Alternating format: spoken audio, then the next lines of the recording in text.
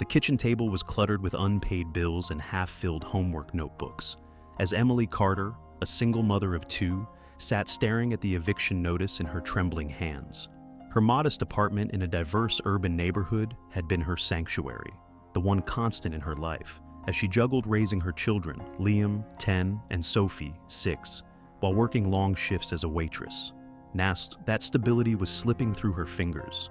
The notice didn't make sense. It cited vague violations of her lease, none of which Emily recognized. Her rent, though often paid at the last minute, was never late.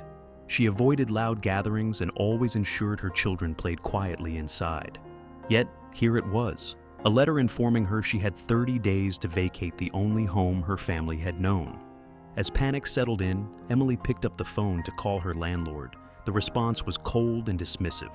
"There have been complaints," the landlord said, refusing to elaborate. When Emily pressed further, the tone grew sharper. "This isn't about you. It's about making the building more accommodating." That phrase hung in her mind as she reflected on her time in the neighborhood. Over the past few years, the area had undergone rapid changes.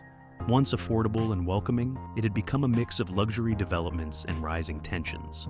Emily had always tried to keep her head down, but she couldn't ignore the whispers and subtle remarks she overheard.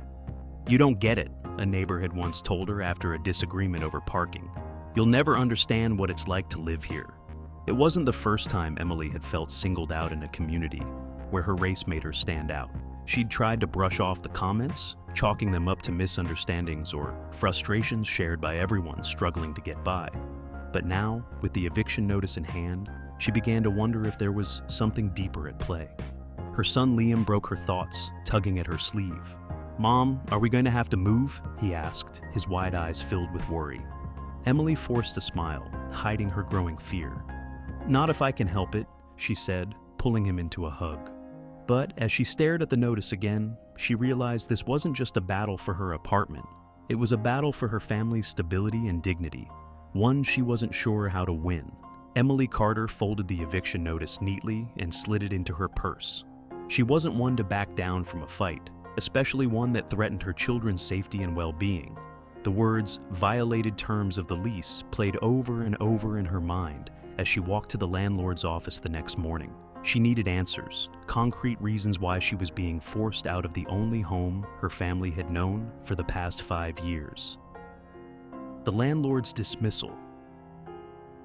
The landlord, a sharply dressed man in his mid-40s named Mr. Bradley, barely glanced up from his desk when Emily entered. "I've already told you, Ms. Carter," he said curtly. "There have been complaints, noise disturbances, conflicts with neighbors. It's all there in the notice." Emily clenched her fists. "I'd like to see those complaints then," she said firmly. "I've never had a loud party, and my kids are always quiet inside the apartment." Mr. Bradley sighed, leaning back in his chair. "I'm not required to provide specifics. This is a business decision, and my decision is final." Frustrated and feeling stonewalled, Emily left the office. But as she walked back to her apartment, she couldn't shake the feeling that something wasn't adding up. Other tenants had noisy parties, left trash in the hallways, and even caused damage to shared spaces, yet they weren't being evicted. What made her different? The neighborhood dynamics. Emily began to reflect on the subtle changes in her building over the past year. New tenants, primarily affluent professionals, had started moving in. The rent prices for vacant units were sky high, and the older residents, those like Emily who were barely scraping by, seemed to be disappearing. Her interactions with some of her neighbors had also become more strained. On more than one occasion, she had overheard whispers about her being out of place, or assumptions about her lifestyle based solely on her race. Once, after politely declining an invite to a tenant meeting, she heard someone mutter, "Typical. She thinks she's better than the rest of us." Emily had shrugged off these incidents, thinking they were isolated moments of frustration. But now, with the eviction notice looming over her, she began to wonder if they were part of a larger pattern. Seeking help. Determined not to lose her home, Emily turned to a local tenants' rights group for advice. She attended a meeting that evening, her purse clutched tightly as she sat among a diverse group of renters sharing their stories of unfair treatment. When it was her turn to speak, Emily explained her situation, her voice trembling with a mix of anger and fear.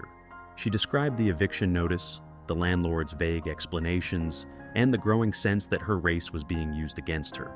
A man across the room scoffed. "You think being white is the problem? You're lucky you even got this far." The room grew tense, and Emily felt the heat of judgment in the air.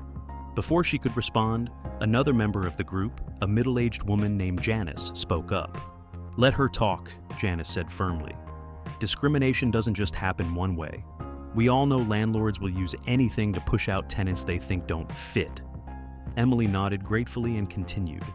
By the end of the meeting, a few members offered advice on how to file a formal complaint, but others remained skeptical of her claims. The experience left her feeling even more isolated, but she resolved to keep fighting. The backlash. As Emily began taking steps to contest the eviction, the backlash in her community became more pronounced. Rumors spread that she was accusing her neighbors of racism, and a few residents began avoiding her entirely. Social media posts surfaced accusing her of playing the victim and ignoring the struggles of others in the neighborhood. Even her children weren't spared. Liam came home from school one day, his face red with anger. "Some kids said we're rich because we're white," he blurted out. "They said we don't belong here." Emily's heart sank. She hugged her son tightly, struggling to find the right words. "We belong wherever we are, Liam," she said softly. "Don't let anyone tell you otherwise." But as the days went on, the weight of the situation began to take its toll. Emily worked extra shifts at the diner to save money for a potential move, but exhaustion and stress made her feel like she was running on empty. The system at work. Emily's formal complaint against Mr. Bradley triggered an investigation, but the process was slow and grueling. Her court-appointed lawyer, a young and overworked advocate named Sarah, was sympathetic but blunt. "Landlords have a lot of power in cases like this," Sarah explained during one of their meetings.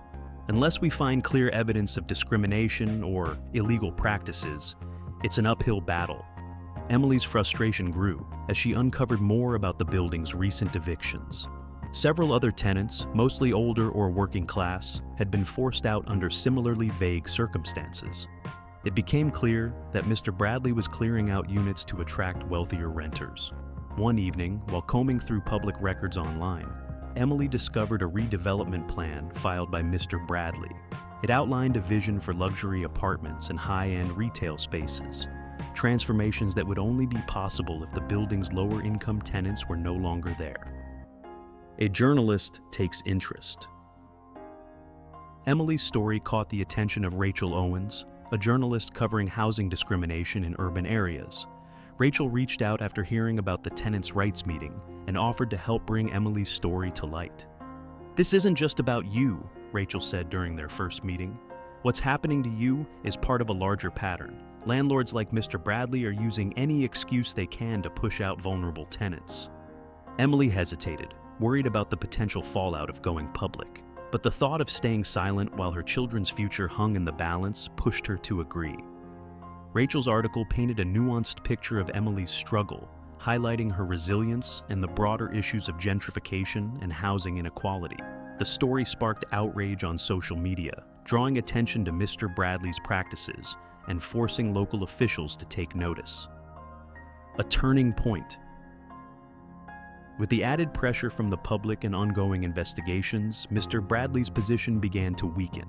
He offered Emily a settlement to drop her case, including compensation for moving expenses and a temporary delay on the eviction. Though it wasn't the victory she had hoped for, Emily saw it as a small step forward. She decided to accept the settlement, knowing it would give her the resources she needed to find a new home for her family. The morning sunlight streamed through the thin curtains of Emily's apartment as she packed the last of her belongings into a cardboard box. The eviction, once a looming threat, was now a reality she had come to accept. The fight had been exhausting, but it had also revealed a strength within her she hadn't realized she possessed. Emily looked around the apartment one last time, her children playing quietly in the corner. This had been their home, the place where they had celebrated birthdays, endured sleepless nights, and built their little world together. It was bittersweet to leave, but she knew their future now rested on moving forward. A new beginning. Thanks to the settlement she had negotiated, Emily was able to secure a small, modest home in a nearby neighborhood. It wasn't as central, and the commute to her job at the diner was longer, but it offered a fresh start. Her children had their own rooms, and the small backyard gave them a place to play. On their first evening in the new house, Emily stood in the kitchen unpacking plates while Liam and Sophie ran outside to chase each other. The sound of their laughter filled her with hope. This is where we start over, she thought to herself. The fight continues.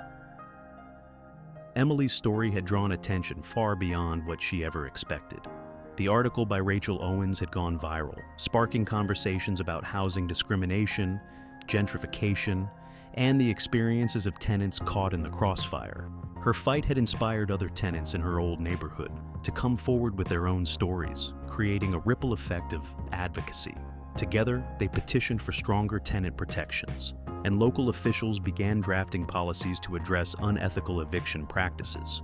Though Emily had left, she knew her struggle had made an impact that could benefit others who were still fighting to keep their homes. Reflecting on the journey. Late one night, after putting her children to bed, Emily sat at the kitchen table with a cup of tea. The fear and isolation she had felt when she first received the eviction notice were now replaced by a quiet sense of accomplishment. She hadn't won every battle, but she had stood up for herself and her family, refusing to let circumstances dictate their future.